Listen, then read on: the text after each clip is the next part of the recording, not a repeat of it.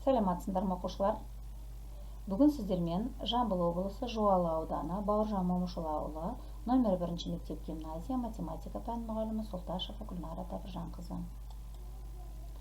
Сіздермен мынандай тарихи мәліметпен бөліскім келіп отыр. Дөңгелек ұғымы алғаш рет ежелгі гректерде қалыптасқан.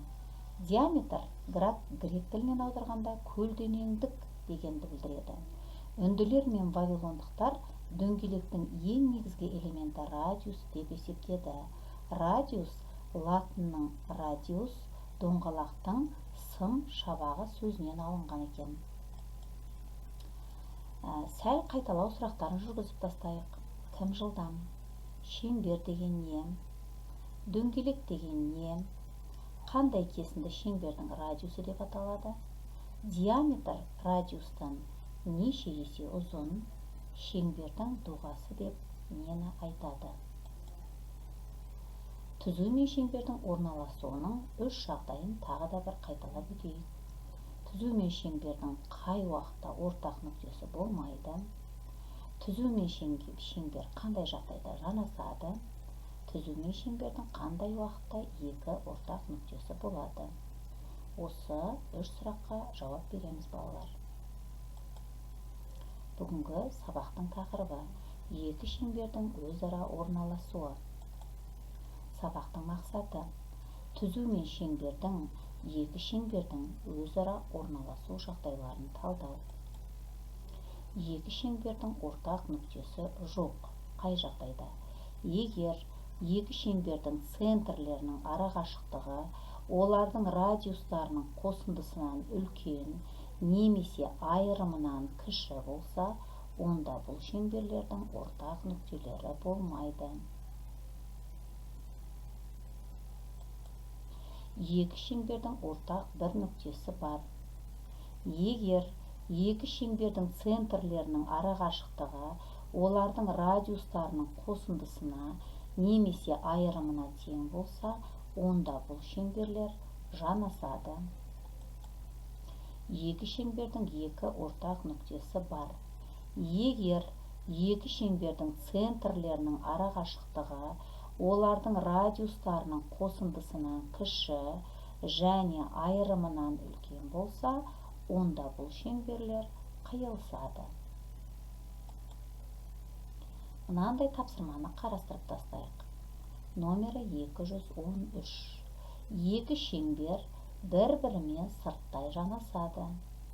Олардың радиустары сәйкесінше үлкен шеңбердің радиусы 6 см және кіші шеңбердің радиусы 4 см. Шеңберлер центрінің ара қашықтығын тап. Берілгенін жазамыз, табу керектігін жазамыз, шешуі. Ара қашықтығын табуымыз үшін үлкен радиус пен кіші радиустың қосындысын табу керекпіз. Қосындысы 10 см болды. Яғни ара қашықтық 10 см-ға тең жауабы. Шеңберлер қалай орналасқан? Енді балалар осыны бір қарастырып өтейік. Бірінші, егерде ара қашықтық 15-ке тең болатын болса, үлкен шеңбердің радиусы 10, кіші шеңбердің радиусы 5-ке тең болатын болса, біріншіден 10 мен 5-ті қосайық. 10 мен 5-ті қосқан кезімізде ол арақашықтыққа тең болып тұр, я? 10 мен 5-тің қосындысы 15-ті беріп тұр, және арақашықтық 15-ті беріп тұр.